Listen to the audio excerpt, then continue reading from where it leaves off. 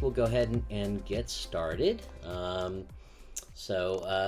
Just want to thank everybody for joining us today and for to our panel for being here. My name is Mike Morgan. I'm the board chair of APADC's chapter. And in case you're just learning about APA, American Photographic Artists, we're a nonprofit trade organization built by photographers for photographers in our fourth decade, and our mission is to advocate, educate, and elevate the professional photographic community. I'm going to turn off my ringer. Uh, so, so if you're not a member, you can please reach out to me, Mike at apadc.com. We've got a discount code that we can provide you, and I highly encourage you to join. And we'll go ahead and get started with the program. I'm gonna like to turn it over to Lewis Tinsley, a fellow board member, and go ahead, Lewis. All right, thanks, Mike. Hey everyone, my name is Lewis Tinsley. I'm a photographer based here in Washington, D.C. I've been working for about 8 or 9 years. It's about 2013, 2014. But I have been assisting for, equally as long. And that's like, different types of still sets, architecture stuff, food stuff, commercial stuff. And then I spent like a year and a half, maybe 2 years also working in G&E on like, really crazy Hallmark movies and and Lifetime movies and like a few music videos and commercials too. But yeah, so I've been shooting and assisting, but I know I'm in a really unique market where you can kind of do that in DC, but I feel like the markets are changing. But we've got some really awesome panelists from based in, LA, Atlanta, New York. And I've always thought it'd be a really awesome like power conversation having discussing the differences and similarities between our markets. So I'm gonna hand it over to some of the other panelists and kind of introduce yourselves and kind of tell us where you're based out of and what you do. And I guess I'll start out with Ken. Why don't we start with you? Sure. Well, my name is Ken Schneiderman, and I am currently based in Atlanta, Georgia. I am from here, born and raised. Got into photography after I decided I wasn't going to be going to medical school, and got an associate's degree in photography here at the Art Institute, and then shortly thereafter moved to New York City and kind of cut my teeth in the assisting world there. In fact, my first job was as a darkroom printer for the late photographer Arnold Newman. And I always have been primarily focused on portraiture. So that was a really a great opportunity. And that kind of segued into being a fourth assistant at Albert Watson's studio and sweeping floors and all of that. I mean, I've been doing this a long time. So things were really different back then. And there's no such thing as overtime. And it was crazy hours and all of that. But I kind of just stayed at it in New York City and ended up spending 15 years there and had a wonderful time and started a shooting career there as well, and decided to move back to Atlanta when my wife and I had a daughter this is going on about 8 years ago now. So I've been back in Atlanta, and in New York, I primarily worked in the entertainment industry. Did a lot of things, but entertainment was kind of the main thing. And Atlanta has a booming entertainment industry. And so it just kind of matched. It just kind of worked. I didn't really believe it as an arrogant New Yorker coming back to my hometown, but I was able to kind of find my way working in television and film as a PR photo assistant here. And also have a handful of shooting clients here as well. So I shoot and I assist and I do lighting directing, but I primarily have been assisting the last few years. Right on. Thank you. Yeah. All right, Chelsea, what about you? Hi, I'm Chelsea Marrin. I am currently living in New York City, but I'm originally from Chicago. My career, I feel like I'm going to be the only one in this panel for this. I started my career in college. I went to Columbia College in Chicago, where I got a bachelor's in photography, and I actually took digital teching and assisting classes where I learn basically the basics and just the in and outs of Capture One. It was a really good program to take right away to kind of ease me into the scene. After that, I ended up interning with Clay Cook in Louisville, Kentucky. From there, after that, I was a full-time tech for Jeff Shortino Studios in Chicago for a few years. And then COVID hit and it kind of, got a little bit crazy. So I followed work from Chicago to Pittsburgh to DC, and now I'm in New York. Only have been here since May, but I work with clients such as like Ralph Lauren, L'Oreal, Solid and Striped. So it's been a good time. Yeah. Awesome. All right. And then Hunter, man, what about you? Very cool. Yeah, my name is Hunter Zieske. I'm based out of Los Angeles here currently. I do photo assisting, carrying sandbags, you name it. I also interned with Clay Cook, which was a great time. Met 3 out of the 4 panelists that way, and learned by trial by fire rather, and the apprenticeship way. Yeah, well, right on. So we were talking earlier before we opened up the doors to all the other participants, but we were talking about how strong the photo assistant community is in each of our markets. And I know here in DC, we struggle with finding new, willing, super good assistants. And I was wondering how that seemed in every other market as well. And I want to know, do people reach out to you all with tips on how to break in? And how do you vet them before you even introduce them to other people and bring them on set,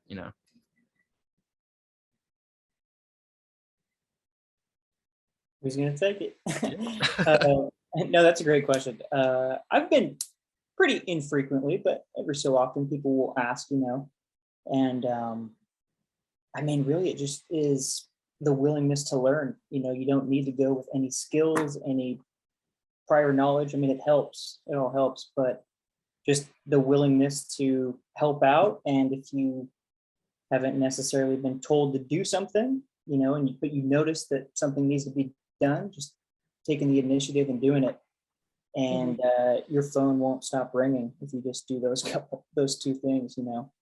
Yeah, I agree. I think most of the time, not only am I knowledgeable, but I get hired back for attitude, because certain attitudes on set can really change a set.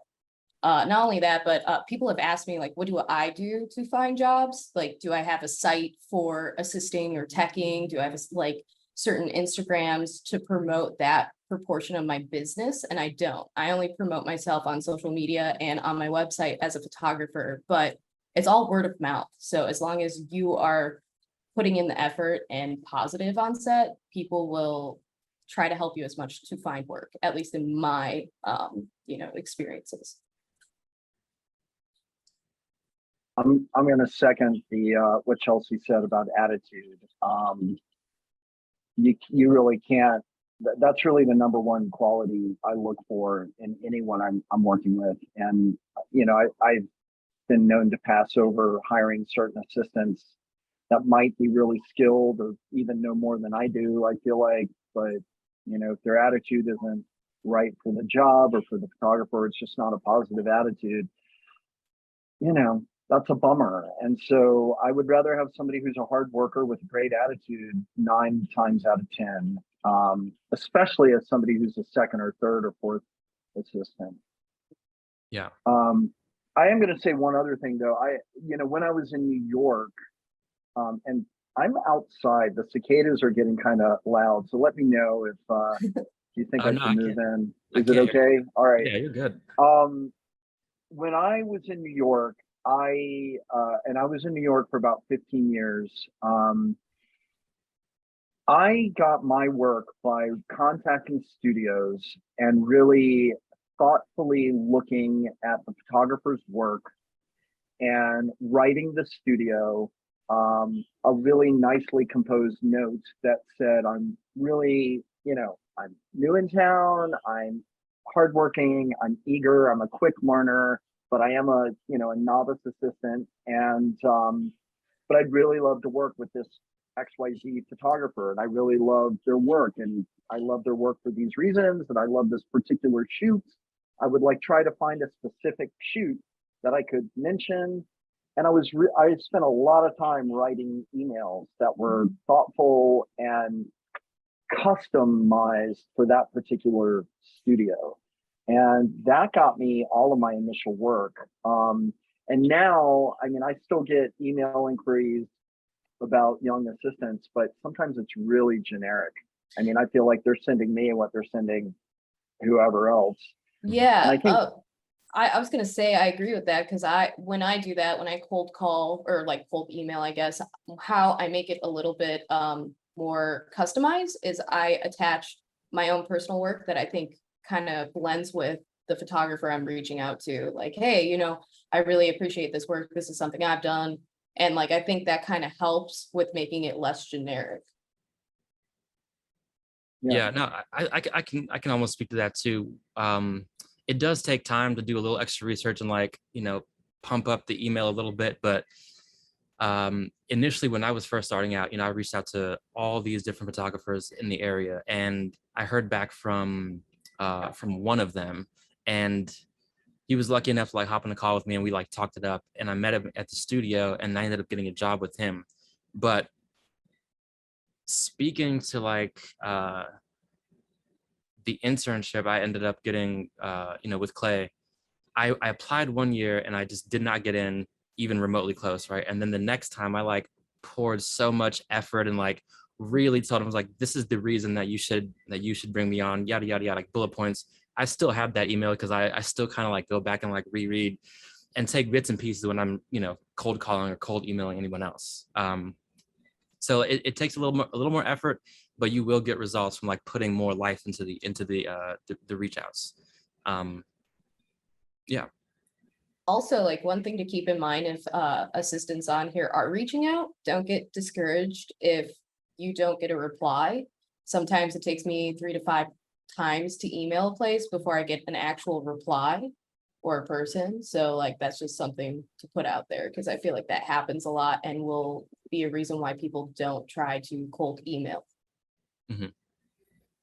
And then Ken, I wanted to go back to something that you said about, both of you about attitude being on set. You know, I watched this talk with I forgot the name of the director, but he was talking about how he's passed over hiring super qualified people sometimes because of the difficulties of working with them in the past. And even though he knows that they can get the results that he's looking for, he's like, his saying was, is the juice worth the squeeze?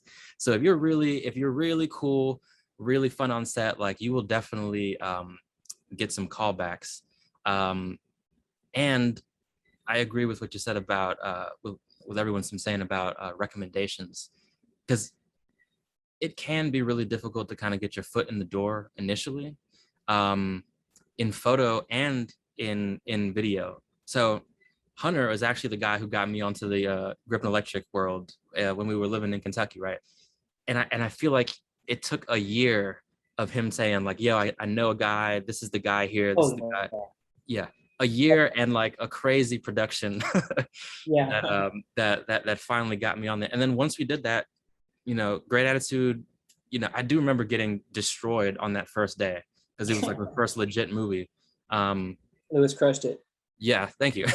Yeah. But like I got small callbacks here and there, and it just kind of snowballed into working with everybody consistently. So attitude and like do not give up when you're trying to get on set, because someone will open that door for you and then you can just spread your wings from there, I guess, you know. And Ken, going back to kind of what you were saying, that's kind of why the industry is so small, because people only want to work with their friends. So, you know, if you know 3 people and you've met them on countless jobs and you get along great with all of them, and then someone recommends someone you've never heard of and they don't know that person, you're like, you know, I might not want to take the chance. And you know, it's a tight-knit community, but it only takes one set and just bust your ass. And yeah, it just takes one. Yeah, and everybody in this panel has worked like we have our respective bases, but we've worked all around the country just based on recommendations from other people. You know, it's a really fun world to be at. And you know, like there's one of the benefits. All right, let me back up. I had a theory that one of the reasons it's been so difficult to find new blood every now and then is because everyone wants to be a shooter and not necessarily an assistant. But there's so many benefits of working on set because you get to see what kind of gigs are out there. You know, some of the gigs I've assisted on, I'm like, I had no idea this was even a thing. And then you get to learn, if you do want to be a shooter, you get to learn how these other guys, these more successful dudes, are like lighting things and like interacting with clients and just navigating certain problems that you wouldn't even know would come up. But and that's why I really recommend everybody should assist a little bit, you know. But is there anything that you all can speak on in that, or? Well, I was going to say, and I think Chelsea touched on this as well, but you know, that idea that you need to almost always reach out to somebody or something multiple times before you make an impression or before you get any response or feedback, that's pervasive through like life. And that's a big thing in just being a shooter. I mean, all of us that have tried to shoot have sent promotional materials, email blasts, meetings, portfolio reviews, all of that. I mean, it usually takes a lot of effort and a lot of times. And so I think, you know, having like a Zen mentality, I mean, everything you learn when you're assisting should be, and I believe is applicable to being a shooter as well. And really not just being a shooter, anything you do in life. I mean, it's a really good, well-rounded kind of experience I have found photo assisting all over the country, all over the world, in all sorts of situations. This is sort of something I've realized only recently, that it's really could train you to do all sorts of things in life. It may not even be photo or creative related. I mean, I honestly feel like I could probably open up a coffee shop or a pub or something, and a lot of my skill set would be applicable. Absolutely. I thought about doing that. So, you know, I just think, yeah, everything's a learning experience. Yeah, no, I agree with that, because a lot of what we do is problem solving. You know, like if this needs to happen here, especially when it comes to like rigging something, you know, and you're looking at what grip equipment we have, and like, we got to rig this super crazy kind of thing really quick over here. And then you can take those skills of problem solving in really high stressful situations sometimes and very quickly and apply that to, yeah, everything in life, really. Photo assisting has literally changed my life and changed how I look at things. It teaches you a lot of patience too. Like in certain situations you would never think you could handle, but you can handle situations now because you've been through high stress situations at a fast pace as an assistant. Not only that, but you really want, like, you can't just, I mean, some people can, but you can't just dive in and get all the clients you want by just trying to shoot on your own. Sometimes being an assistant on set introduces you to all these different kinds of people that can open so many doors. And I think that's so important, is being on set, meeting these people, putting like your face to a name. Because if you reach out to them in an email, you could say, hey, we work together, but I would love to work for you as the photographer. Mm-hmm. So I think that's super important, especially for people here who might want to start out assisting and then eventually go into like being the photographer. So I definitely would suggest assisting. For sure. And then I also wanted to go around and ask, like, so what kind of gigs are you all working on, you know, as an assistant here and there? You know, Hunter, you're in LA, which is like a super big entertainment town. I know you're working on like key art stuff and like all types of crazy things. Like, can you like just talk about some of the fun gigs that you're working on out there? Yeah, I mean, it's the gamut. It runs, it could be anything. Yeah, there's those big entertainment jobs, but also a small little e-com thing, you know, in a small studio in downtown. So it ranges. But, you know, going back to, I'm very thankful to where I kind of get to pick and choose some of the gigs that I do, going back to, you know, people that I like to work with. So whatever they have going on, I'll usually hop on it. But yeah, just making every day easier than, not harder than it should be, I should say. Yeah, Yeah. I like those jobs. right on. Yeah. And I saw someone in the chat asked, we're gonna go back to questions later, but someone said, do assistants get hired for a lot of architectural gigs? And I can speak to that because I actually do get a lot of inquiries about assisting for architecture stuff, and I'm actually doing one next week. So yeah, you can. I mean, you can get called for food stuff assistance. I mean, food stuff, architecture stuff, Yeah. movie stuff. But yeah, and Ken, you were talking earlier. What kind of gigs do you work on out in Atlanta usually? I work on a good variety. We have a booming entertainment industry, and I had a long history in New York and Los Angeles of working on big key art shoots. So I'm a natural fit for that. But I was going to sort of make the point, everybody should be aware, whatever area they're in the country, of the industries and the major corporations in that area. Because I also have done a lot of work for Coca-Cola, which is here in Atlanta. I've done a ton of work for Delta Airlines, Home Depot. I shoot a lot of castings and also assist with Carter's Clothing, which is based here. So it's worth knowing the big companies where you're at, because those companies probably need photography and photography assistants. And so, yeah, I mean, I do everything from, one of the bigger shows that's out there that's filmed here in Atlanta is Stranger Things. I've worked on their key art campaigns the last 3 years, which has really been fun. But I also shoot a lot of babies for Carter's. And, last week I was in Savannah working on a travel tourism campaign for the city of Savannah, Georgia.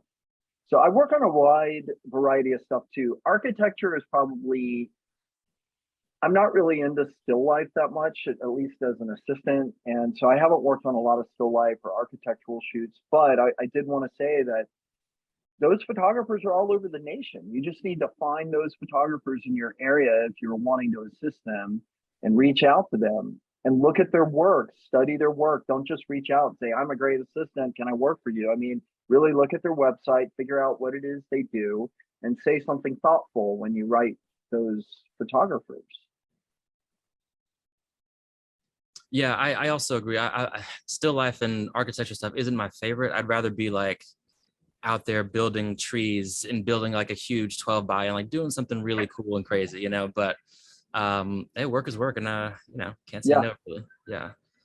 Work is work. Yeah. And then Chelsea, you said you've been doing a lot of work with like L'Oreal and Ralph Lauren stuff, right? I got to be, so L'Oreal works out of New Jersey at a place called It Cosmetics. So a few different brands work in that. So I was able to be on it's called Essie, the nail brand. So we did a whole entire like campaign. It was like so many shots. I don't even know how the producer managed to get it together, but I've been on that. And then I've been working, the majority of my time has been sucked into like Ralph Lauren, or Ralph Lauren, however you want to pronounce it. But basically they're shooting like their collection, their purple label, and their holiday stuff right now. So it's elevated e-commerce. So it's set building along with, instead of sticking with the same lighting for like an e-com shoot, they change the lighting per shot like all the time, and going on different like places and surfaces and just constantly building. So it's not just shooting on canvas. So I've been doing majority of that, and then just my own like actor and actresses portraits for now. So nice. Yeah. And I know a few of us here wear different hats and stuff, right? Can you speak on the differences between photo assisting and digital teching? Okay, so lighting teching too, if you do that, for digital teching, at least I can speak very much into this. So you're basically in charge of the camera, it goes down, you're fixing it, anything with the computer, you're fixing it, you're backing up, you're file naming, you're organizing. Like, to tech, you have to be a very organized person, because if you're not going to be a good tech. You have to like organization. I feel like I'm obsessed with it. So most of my time is doing that, making sure the file sizes are correct, the crops are correct, the colors correct. Color accuracy is so important. So that's like much different. Most of the time on set, the tech is going to just be absorbed into their computer as everyone else is kind of shifting the lights because they have so much to keep track of. So. And Ken, have you done much digital teching or? No, I'm a horrible tech. I actually have done teching for like smaller footprint shoots. I've even been in some situations where I showed up and I was like, oh, I'm teching today. Okay, all right. But Yeah. I'm not a great tech. I mean, everything Chelsea just said, I'm kind of not. I mean, I am pretty organized, but I'm just not a great tech. And I don't know Capture, like you got to know Capture so well, Yeah. and you've got to be so good with file management and all that. And it's like not my thing. I mean, I wish it was, but it's just not. But you also asked about lighting directing and assisting. Now, I do have something to say about that. That is, I mean, it's an unregulated industry for all of us, whether you're a tech or an assistant or whatever, or a photographer for that matter. These are terms and definitions that I have been on shoots where I've showed up. It was never really specified, like you're going to be a third assistant or you're a second assistant or you're, I mean, I have 25 years of experience being a first assistant. But sometimes in Atlanta, I'll show up on a shoot. I just got hired. The rate was good. I'm happy to be on it. I want to work with the photographer. And I find that, oh, I'm a fifth assistant. Whatever. I don't care. I mean, I'm there. I do that, you know? But I have shown up on shoots where it was never talked about. It was never specified. I thought I was just going to maybe show up. I figured there'd be a crew of several. And there's like me and another person. And you're really leaned on very, very heavily to essentially being a lighting director. Mm-hmm. A photographer might show you the creative and be like, oh, I'm not good at lighting. Can you, just set up this, set up that, make this, create this look, create that look. And all of a sudden you're like in the heat of the battle. You're like, I got to like light the whole thing. I got to concept out the whole thing. I've got a production issues that I have to deal with because are we going to do this first or that first or what? And all of a sudden, it's like, I'm kind of a lighting director on this and I'm not being paid for it. And nobody asked that of me. That's not uncommon. And that's kind of annoying. And sometimes even when I'm hired as a first assistant, some photographers, more so these days than years ago, just assume you're going to be their lighting director. I mean, they hardly even look at the creative deck. They're basically forwarding you the creative deck. And you're the one who's looking at it. And you're creating the equipment list and you're figuring out, do we need 1 set, 2 sets, 3 sets? How many variations on each set? What do we have to do? How are we going to do this outside thing? What lights do I need for each scenario? I mean, it's a weird thing. And then sometimes I'm actually called because somebody wants a lighting director and they're willing to pay for it. But those are somewhat more rare than these other situations where I just show up and I'm expected to essentially be a lighting director. So I don't know how you handle that. There have been times when I've sort of asked the producer or asked the photographer's studio manager, or maybe even the photographer, hey, I kind of did this for these 2 days. I didn't know this was being asked of me. Can I bump my rate up? But it's weird. It's unregulated. And there's so many variations. Every time you show up on set, it's kind of crazy. I don't know, Hunter, how you feel about, if you've been in similar situations like that, but that happens not that uncommonly here in Atlanta, to me at least. Yeah, absolutely. Absolutely. And especially with just the barrier of, entry for shooting now is so much lower that there is this new wave of photographers, and I don't dislike them at all. Like, lighting directing is fun when you know that you're going to be doing it and you don't show up, like Ken saying, and you just, oh, surprise. But I think it does lend itself to just the new age where you can take an awesome picture, it blows up, and then the next week some magazine is calling you to shoot some larger subject matter. So I think it's very much of the time, and it's happening more often, I'd say. Mm-hmm. Yeah, I mean, if it's discussed beforehand and you know what you're getting into going in, and you're being paid as a lighting director, or even just told like, hey, I might need a little bit of extra help with this or this, I think that's okay. But yeah, there've been times when you work on set and you're doing pretty much everything except for pushing the camera shutter, and you're like, man, Mhm. kind of did the whole thing here, but Well, yeah. the same thing can happen too if you're hired as an assistant and then all of a sudden you go on set and a photographer is asking you to tech and assist, but is giving you an assistant rate, because that's not really okay, because that's so much responsibility on the computer that, like, if you don't know what you're doing, you have to make sure, like, hey, what is the protocol on this? Like, if you're coming in and assisting, they're not telling you that beforehand. So that happens a lot too in New York and Chicago, where you're just like, I didn't expect to be playing these two roles. Mm-hmm. Yeah, and I was also going to say, Ken, I am also not the greatest tech. I can do it, but I do prefer, like I said, being more hands-on, and like building the sets and messing with the light and problem solving with that. It's doable, but yeah, I'm not a big fan of that. If you just lose a few files, they'll never ask you to tech again. That's true. That is true. That's thinking ahead of the game. Yeah. Yeah. But I think it is important that you have a little bit of Capture One knowledge, just in case something goes wrong on a smaller footprint set. Like if I'm assisting and someone needs some help with Capture One really quick, like, yeah, I'll hop in. But yeah, I was working a few weeks ago with majority of the team was from New York, and the guy was like, yeah, I had to make sure the photographer knew to update the firmware on their camera so that it can work with Capture One. And I was like, that's just nothing that I'm never going to think about that, like that's just not my wheelhouse there. Yeah, I had to update some like pro photo packs with firmware because the recycle speeds were delaying because of it. It was like, yeah, I was like, okay. It was like a crazy issue where the pack would stop firing. And the only way to like fix it was updating the firmware. Yeesh. Oh my God. That sounds like a total pain in the butt. That really does. But it had to be done, I guess. Yeah. It was done later. Like, we switched out the pack. I was just like, it's gonna take time. I don't care right now. Switch out the pack and like do it later. But it's just like one of those things. It could be so many issues on set as a tech that you just have to think of the fastest solution.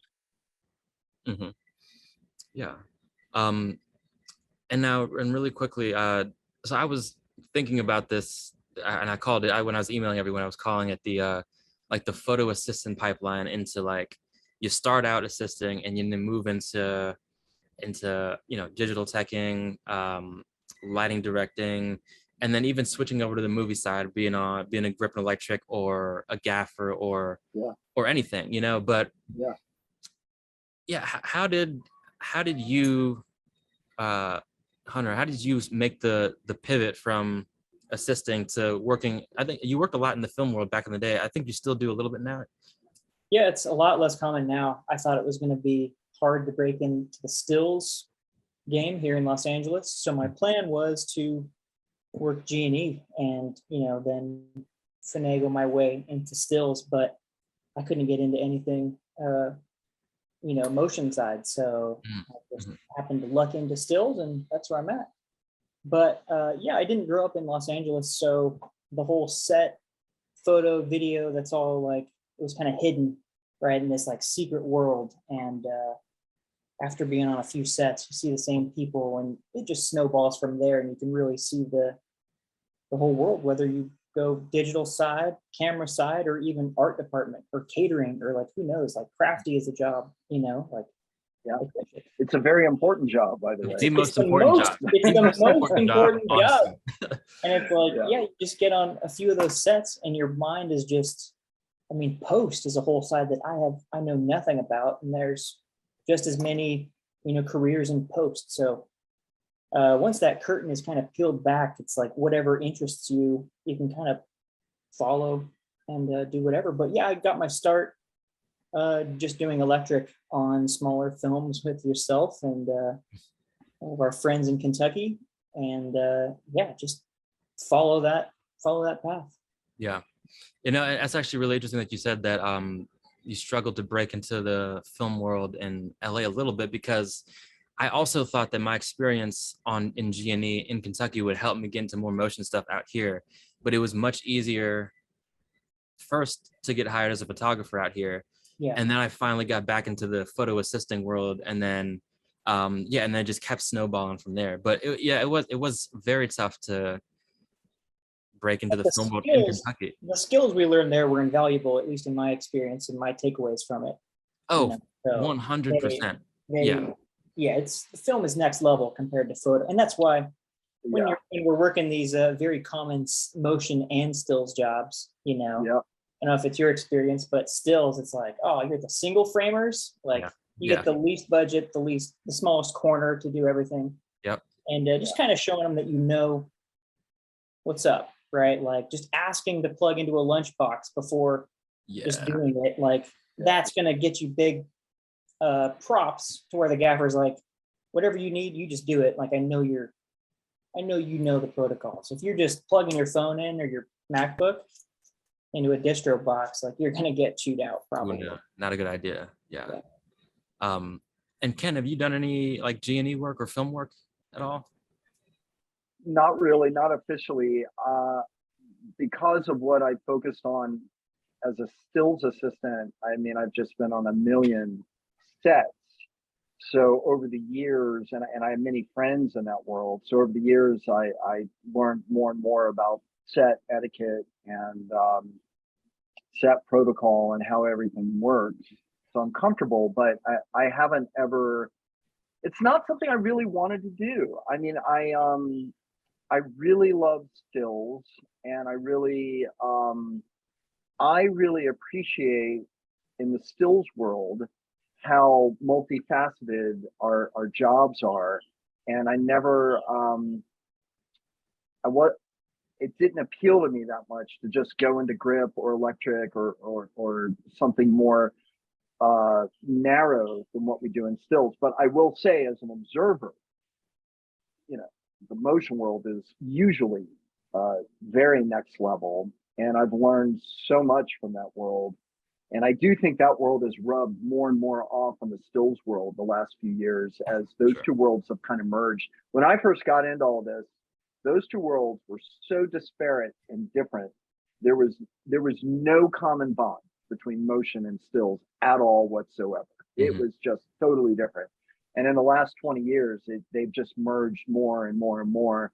But I have many friends that have either dabbled or kind of gone in that direction with grip, electric, gaffing, etc. And the beauty of that, especially as you start to get a little more mature and older in the industry, is that's a legitimate career. I mean, they're unionized. There's perks and benefits and rules and protocols, and it's civilized. And I totally get the appeal. I mean, one of the problems, this is, if you could consider it a problem or you could not consider it a problem, but photo assisting in the stills world, totally unregulated, totally ununionized, and just, it's a free-for-all, and it always has been. So as I've been getting older, that concerns me a little bit about what it is I'm doing for a living. But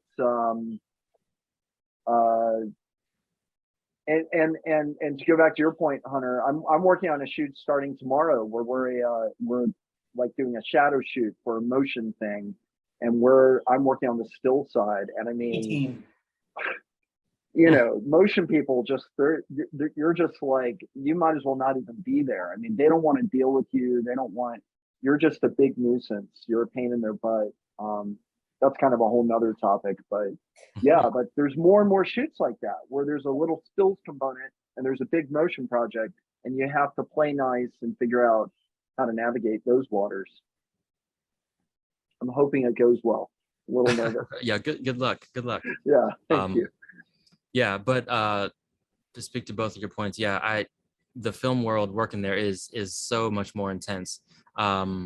Crazy hours, crazy situations, but also some of the funnest times of my life have been on like actual film sets, especially in the grip and electric department. I feel like we were the grunts, but I mean, our radio channel was the funniest by far. I do not doubt that we had the best channel. Yep. Yeah, but We love you, Maddie Ware.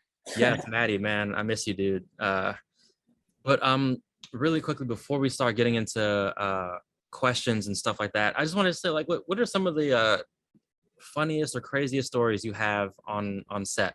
Because I think people forget how much of an adventure you can be, you know, assisting or teching, or just, you know, you're part of someone else's adventure and you get caught in these crazy situations.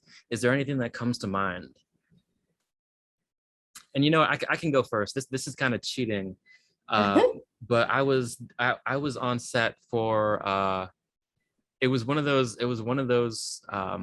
Hallmark movies. It was called Starting Up Love, and it was like the middle of the winter, super cold. You can throw a cup of water and it would like turn to like snow and stuff, right? And I was in this big master bathroom with the key grip, and he was like, "Yeah, we're gonna black these out. You need to put some Duvetine up here, maybe put a 4x over here." And I'm like looking, and I look out the window, and there's some smoke, right? And we had a lot of these outdoor propane heaters just everywhere, and I was like, "Oh, is that supposed to be smoking?" We couldn't really see it, so we both like kind of leaned, and there's literally flames coming out of this thing, right? And so he calmly goes on the mic, and he's on like the all channels, and he's like, "Hey, can we get someone from production to check this this heater out? We got some flames coming out of this thing." And the closest person was also part of the G&E team, was Jeb.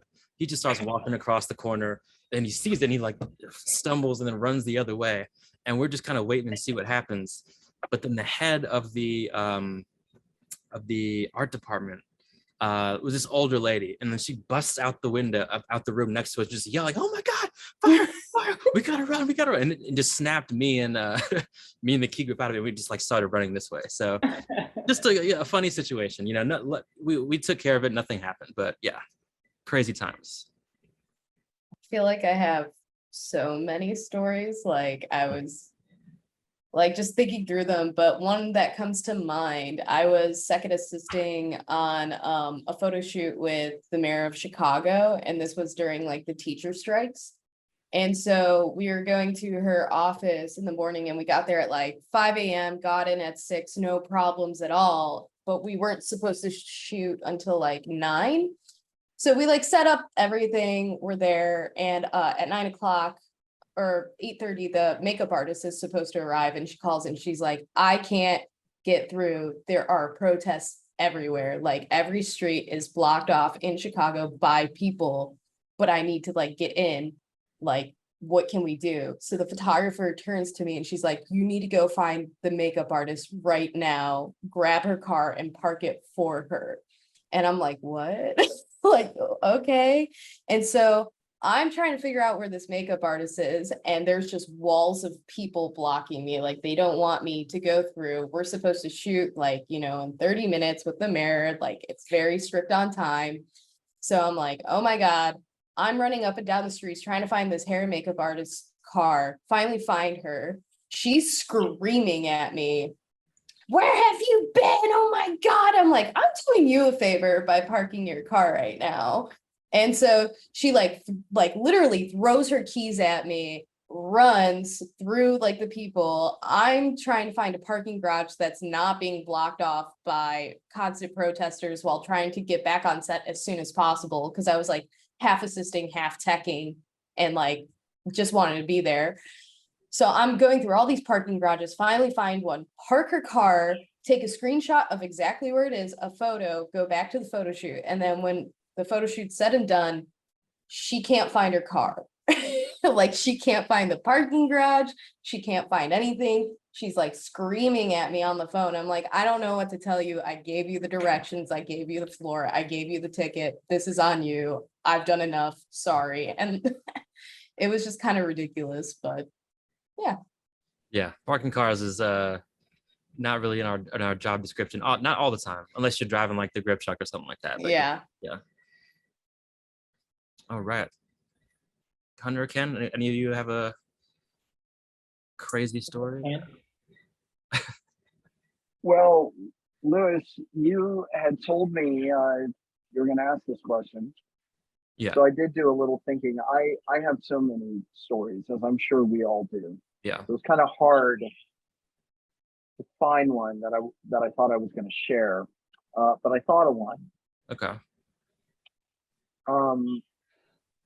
And it's a little on the philosophical side, but years ago, when I was in New York, I used to work a lot with one of my all-time mentors, one of my all-time favorite photographers, Mary Ellen Mark. And Mary Ellen and I had a lot of experiences all over the world on commercial shoots, but I also used to go with her sometimes when she was teaching workshops as kind of a TA or whatever.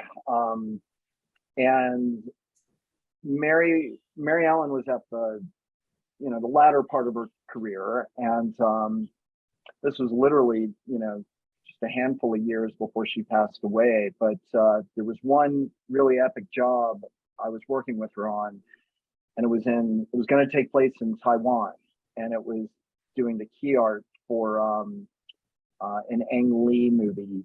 God, the name is escaping me right. Life of Pi. It was the book Life of Pi, and they were making the movie Life of Pi. And we were going to Taiwan to shoot key art for it. And I was going through a phase in my career where, and I don't know if any of you might relate to me, but I was just I was feeling a little jaded, maybe, about assisting and where I was career-wise. And I was trying to focus on just finding the enjoyment and being grateful for what it is I get to do more for a living. And Mary Ellen was notorious for being a bit of a difficult personality and sometimes a challenging person to work with and for. And I had been having this sort of continuous conversation with her that we both needed to work on gratitude and just being, grateful that we're able to take pictures for a living. And Mary Ellen is a very intense person. And so I had this thing I kept saying on every shoot, we need to try to have fun on the shoot. Because I was trying to steer it away from being super intense and we're curing cancer here, which we all know we're not, and try to do a good professional job, but also have some fun. So I had told Mary Ellen, I said, hey, we're going to Taiwan. We're going to be in the south of Taiwan. We're going to be at the beach. You should bring a bathing suit, because I read that the water in the south of Taiwan is really, really warm and really nice. And, I'm going to bring mine. Maybe we'll have a chance to go swimming. You never know, I don't know. Why not? And so I had to have this conversation with her, and she's like, I'm not bringing a bathing suit. Blah, blah, blah. Well, she ended up bringing her bathing suit, and we were at the beach in the south of Taiwan, and we were photographing Ang Lee, and also the actor whose name is eluding me, who starred in Life of Pi. And we kind of got through the shoot, and there was this 4-hour wait before we were going to be able to do the next portrait. And I said, we're all set up, we're ready to go. Why don't we go for a swim? Do you have your bathing suit? And she said she did. And so we both changed into our bathing suits and we went swimming. And I mean, it sounds ridiculous, but we were in the South China Sea and this beach in Taiwan. And Mary Ellen and I went into the water, and it was warm and wonderful. And it's just really a nice moment. And I was so happy that she did that. And it's a memory it has really stuck with me over the years. It was just kind of a cool thing to do. So that's my story, and that's what I wanted to share. I love that. I love that, because photo assisting when I think about all the really interesting, obscure, off the wall places that photo assisting has gotten me to location wise, I really appreciate the job that that I've had. But the fact that you were able to go to the South China Sea and then have a super awesome memory there, it's just that's everything I've done times 15. So that's awesome, dude. All right. And then Hunter, anything come to mind for you here? Oh, wait, I think you're on mute right now.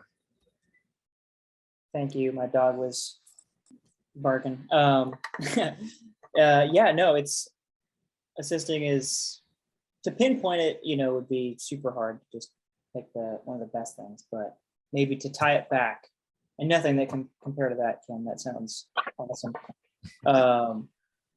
Just like going back to being stressed in situations, and what, assisting is good because you get to see all these situations, and you need to be level-headed and all that jazz. And I'm sure we've all seen photographers in situations that were maybe chaotic, act what we think correctly, or sometimes act not so correctly. And one thing that just comes to mind is a photographer that I worked for right before shooting talent. I was maybe second or third in this job, and the photographer was talking to talent, turned around to hand the camera to the first, and the first was adjusting the lighting or something. Second was helping him. I was not there, but I could see this happen. And he went to set it on an Apple box. It missed. Camera just shattered into a million pieces. Ooh. He turned around and he just continued the conversation with the subject, and like nothing had happened. And of course, we're scrambling, we're getting it ready, we're getting the second body, doing the things, but I mean, not a peep, not even a reaction. He just acknowledged that it happened and carried about it. And it was just like, man, that's doing it right. Yeah, that's a pro right there. That's that's next level right there. Yeah. The tears that would be flowing down my internal face. Yeah. But all right, well, cool. So we have to wrap up pretty soon. But is there any quick question that we can answer? I know people were still popping something here and there. I know we have to leave really soon though, so we can answer like 2 or 3. Let's see here. Let me see if I can find one here.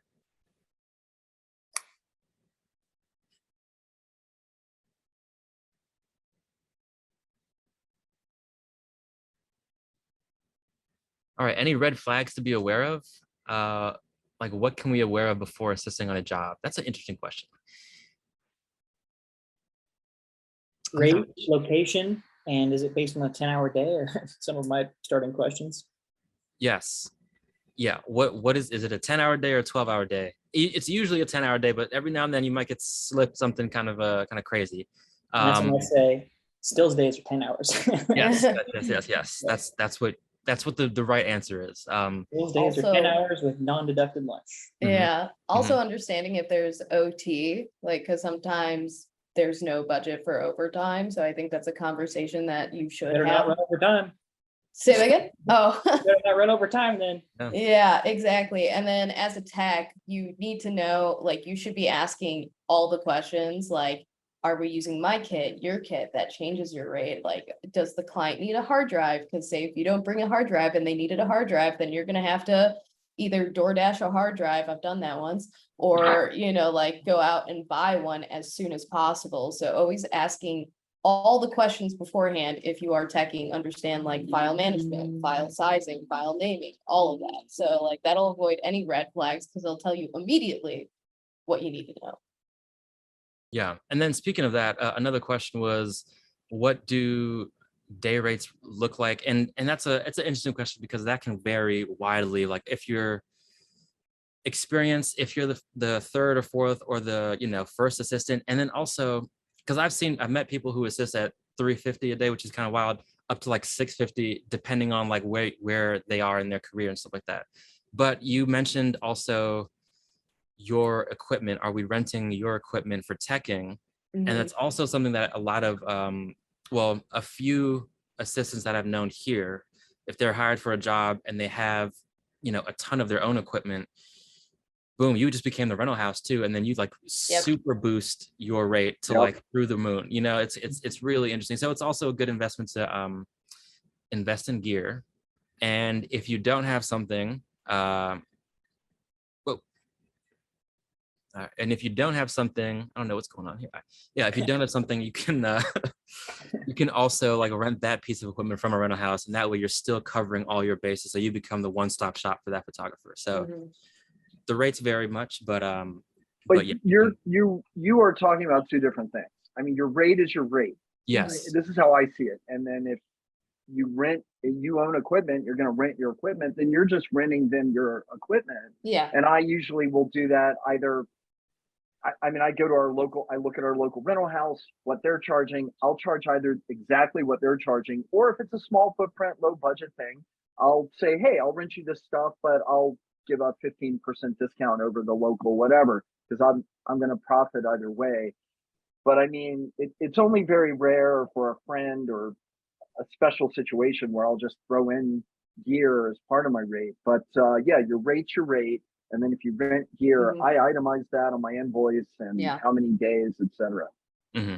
And Ken, it's not undercutting either, because that rental company, those gear houses will discount it to 25% even, so it's like when people say, oh, you're cutting us, you're cutting into our rate, it's like, yeah, I'll discount it. So Mhm. One other thing I was just going to say on that, I get a lot of red flags just on the inquiry. As a matter of fact, I kind of analyze the inquiries every single time because you get some really stupid inquiries. I mean, I'll get an inquiry at, this has happened, 9:00 at night. Hey, are you available tomorrow? Well, available for what? No. To shoot? To assist? What is the rate? Who's the what? It's like, and so I tend to just know when I get inquiries like that, that's a bad news job. I probably Mhm. don't want to do that. And if I'm available and I just want to work it, I might ask some questions, but I respond much better to really professional inquiries. And I don't like going into a shoot not knowing my rate or my position or who the Mhm. photographer is. And I think we have a right to ask that as independent contractors at the very least. oh, yeah. Mhm. Sure. Yeah. That does, sorry to cut you off. No, Louis. go ahead, That go ahead. does remind me really quickly, Ken, of it was maybe 6 p.m. and I got a text that says, hey, can you go to Sammy's, buy all the film, stop by this person, stop by all the Portra 400 they have in 120 and 35, then stop by this person's house, pick up a bag, and fly to Mexico tonight, hand off this bag of film because apparently I don't know what happened, but and then turn around and fly back. And they're like, yeah, we'll pay you this crazy amount of money. Will you do that? And I said, if you pay me cash when I show up to that person's house, I might, but it was, 60 days later or something, whatever. I'm like, yeah, I'm not going to do that. But I was like, I'll take the bait on that one. That's an interesting enough story. There's a lot of variables on that one where that could go wrong. But yeah, that is a crazy story. Yeah, that's crazy. Yeah.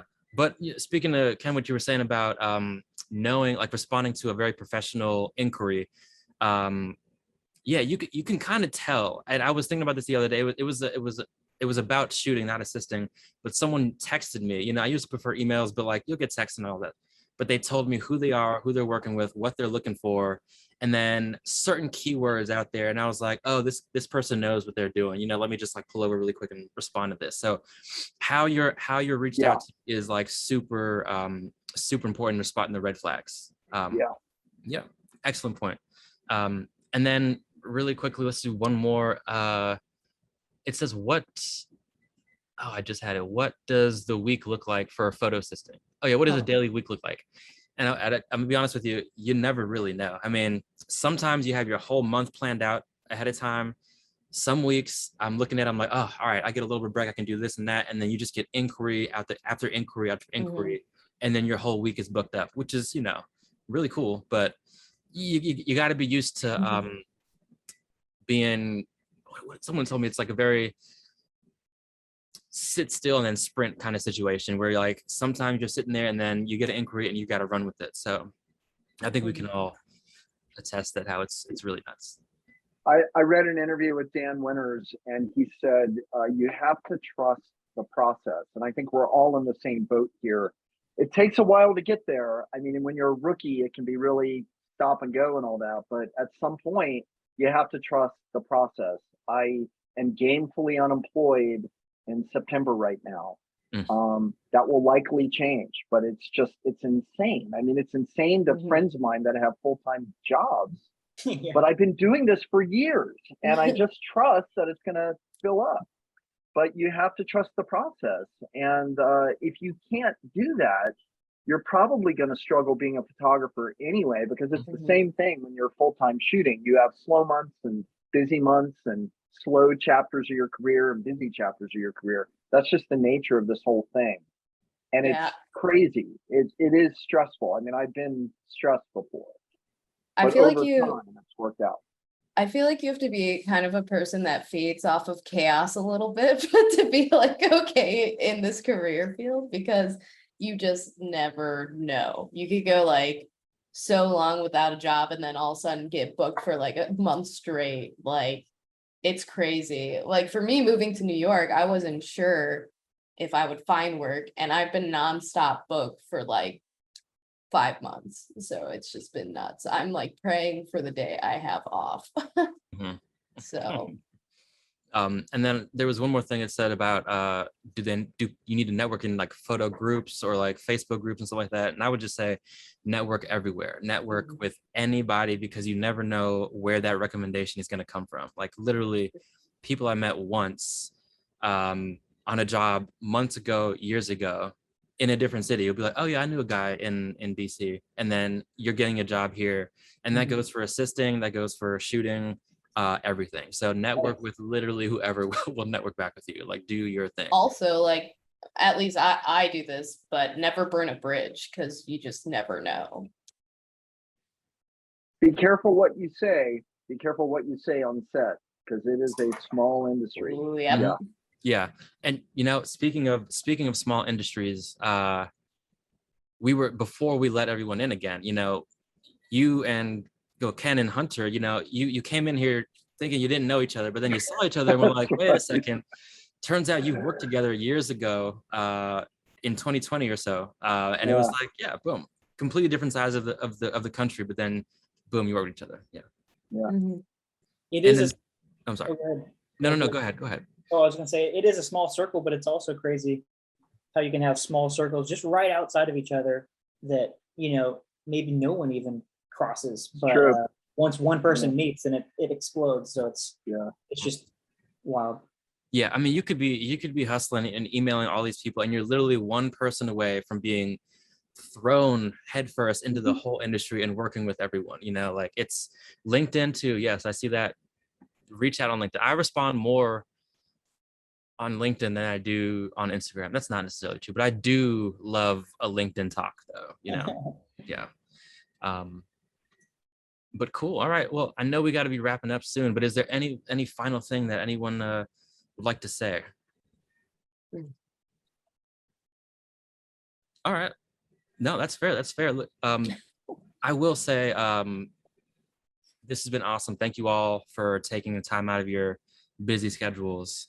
And one of my favorite things about being on set is like grabbing a drink with some of the crew afterwards and just like literally talking about like your dreams, why you got in the industry, like what you've been working on. You know what I mean? Like we used to, it's my favorite thing. So this kind of reminds me of that kind of situation, but we're all on different sides of the country here. So hopefully I can grab a drink with you all in person soon. Yeah, October. Yeah. Wedding. Yeah. What where at Photo Expo or what? What's in October? We have a wedding. But Oh, We're all getting married. You guys are Yeah, all yeah. gonna We're all be- getting married. Yep. Yeah. I need an invitation. Somebody send me an invite. I'll join you. you put my plus one. +1, man. I would happily make you my +1. Okay. All right, let's do it. All right. Well, everyone, thanks for joining in. If you have any more questions, feel free to reach out to me. Yeah, but yes, you all have a good one, y'all. Thank you. Same to you. Bye. Bye. Hey, guys.